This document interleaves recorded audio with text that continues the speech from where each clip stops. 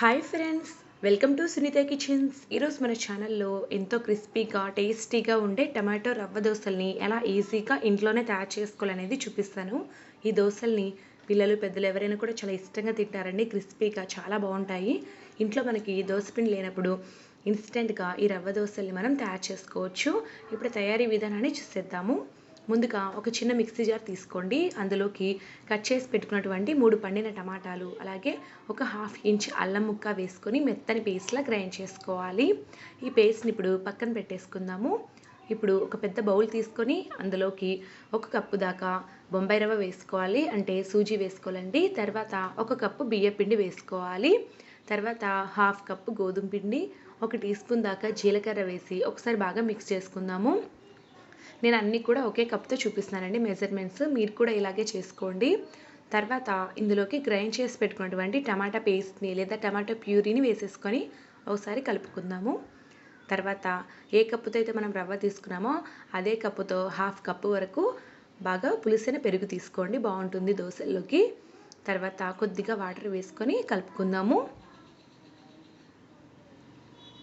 ఈ టమాటా రవ్వ దోశల్లోకి వాటర్ బాగానే పడుతుందండి. సేమ్ మనం రవ్వ దోశలు చేసిన ప్రాసెస్ లాగే ఉంటుందన్నమాట.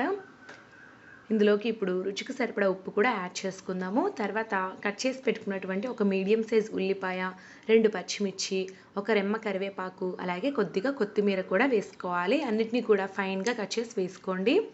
ఇప్పుడు కొద్దిగా వాటర్ని యాడ్ చేసుకుంటూ బాగా పలచగా కలుపుకోవాలండి. ఇందులోకి నేను కారం కోసం పచ్చిమిర్చి వాడాను. ఒకవేళ మీకు ఇష్టం లేకపోతే ఎండుమిర్చిని టమాటాలు గ్రైండ్ చేసుకునేటప్పుడు యాడ్ చేసుకున్నా సరిపోతుంది, లేదా కొద్దిగా కారపొడి వేసుకున్నా సరిపోతుందండి. చూస్తున్నారు కదండి, బాగా పల్చగా అయింది కన్సిస్టెన్సీ వచ్చేసి.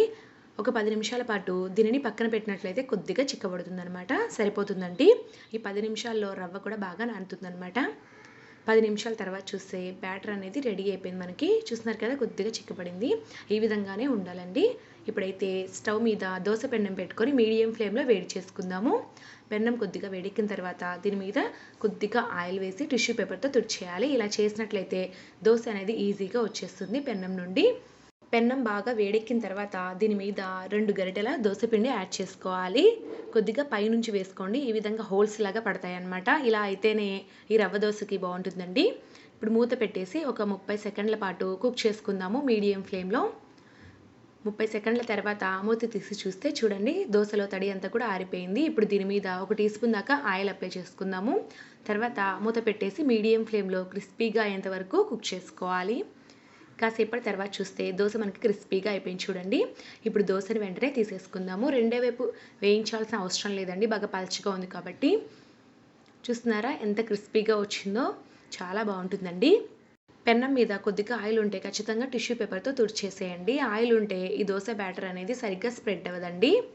సో ఫ్రెండ్స్, ఇలాగా అన్ని దోశలు తయారు చేసుకొని మీకు నచ్చిన చట్నీతో సర్వ్ చేసుకోండి, చాలా బాగుంటుంది. ముఖ్యంగా ఈ టమాటా రవ్వ దోశలు చాలాసేపటి వరకు ఇలాగే క్రిస్పీగా ఉంటాయండి, అదే స్పెషల్ అనమాట. పిల్లలు పెద్దలు ఎవరైనా కూడా చాలా ఇష్టంగా తింటారండి. చూడ్డానికి కూడా చాలా కలర్ఫుల్గా, చాలా అట్రాక్టివ్గా ఉంటాయి. మన ఇంట్లో ఒక్కొక్కసారి దోశపిండి ఉండదు కదండి, అలాంటప్పుడు ఇలా ఇన్స్టెంట్గా టమాటా రవ్వ దోశల్ని ట్రై చేయండి, చాలా బాగుంటుంది. అంతేకాకుండా మన ఇంటికి ఎవరైనా గెస్ట్లు వచ్చినప్పుడు కూడా ఇలాంటి స్పెషల్ రెసిపీస్ని తయారు చేసి పెట్టవచ్చు, వాళ్ళు కూడా ఖచ్చితంగా మిమ్మల్ని మెచ్చుకుంటారు. సో ఫ్రెండ్స్, ఇదేనండి టమాటో రవ్వ దోశ తయారీ విధానం. మీకు నచ్చినట్లయితే ఖచ్చితంగా లైక్ చేయండి, షేర్ చేయండి, నా ఛానల్ని సబ్స్క్రైబ్ చేసుకోండి. Thank you for watching.